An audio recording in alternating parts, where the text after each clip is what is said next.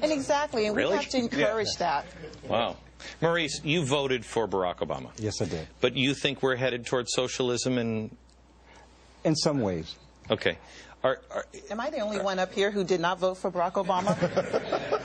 How can this happen? You know what? I have to say, I'm reading, I don't know if anybody has read this book yet, America's Prophet. Have you read this? It's actually about Moses. It is a fantastic book. I'm not done with it.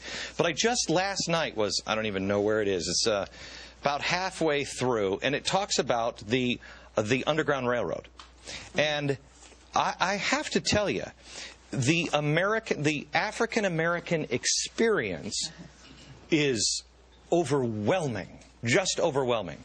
And I think if the roles were reversed, and I saw the first white guy to be president, even if I disagreed with him, unless I thought he was the Antichrist, I might go, you know what? I want the guy to win. Just let's break that barrier. I think there is something to be said for that. But Glenn, whoa! I'm sorry. Whoa! I'm sorry. I didn't. Apparently not. I didn't vote for Barack Obama just because he was an African American. Sure. I voted for Barack Obama because I felt that he was the best candidate that was running, and the issues that he was running on, which was change. You know, I felt in my heart that. Wait a second. Wait a second. We got that. Well, I felt in my heart that he would be the best person to run the country. Okay. You know. I have to tell you, I honestly feel like we're beyond with that rich history and everything we've been through and the struggles that we've overcome and the values that our ancestors set for us, the conservative values. I couldn't allow myself to vote for him for that very reason. I felt like he did not represent who I was taught to be. I was waffling but when the Jeremiah Wright thing came out, that wasn't who I am.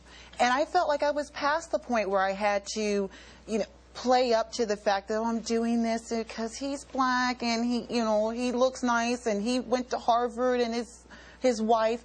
I didn't fall for that. I thought, you know what, you have to stand up and you have to represent us the way we expect you to. You have to rise to our level. How many people here identify themselves as African Americans? Okay, why? It's interchangeable. Black. Why not identify yourself as Americans? Because aren't we all look Americans? at you and tell you're black. You can't escape that. Yeah, but I don't identify myself as white or a white American. We can look at you. I mean, you have, we're black. I don't mind being black. I love being black. I embrace that. I don't embrace the African part of it because I was born here. My great-grandparents were born here. Sure, we came here. Thank God we came here. Thank God we landed here. And we triumphed here and we overcame here.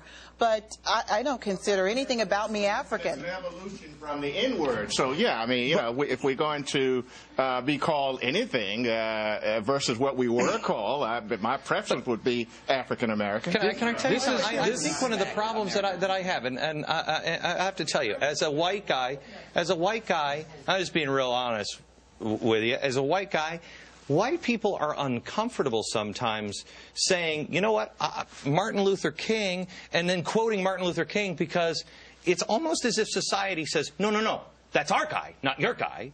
And it shouldn't be that way. And so Martin Luther King wasn't the dream that we're all judged by the content of our character? This is the fundamental issue with America. The content of our character. I mean, the very thing that God gave us to hold us together is the very thing that tears us apart. It's race, and it's a part of socialism as well. I mean, America, and why America is great, God bless it, is because of merit. It's a meritocracy. You don't see affirmative action in sports. You don't see affirmative action in football and in basketball. But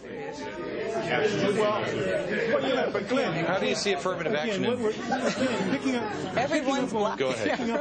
Picking up on what my colleagues just mentioned, and certainly echoing Lisa. What we have in America is an amalgamation of people that have joined together as one, which should have joined together, was formulated together as one, that being Americans. And when we add hyphenations into that, irrespective, and certainly Abby Thurnston, I applaud her, she's a great scholar, but I disagree, we are Americans, and to say that it's perfectly okay to interchange and one for the other, whether you're colored or you're black or you're this, I'm an American first. When I walked into the studio, I did not walk in as black, I did not walk in as African, anything. I walked in as Michael Massey, chairman of Project an American.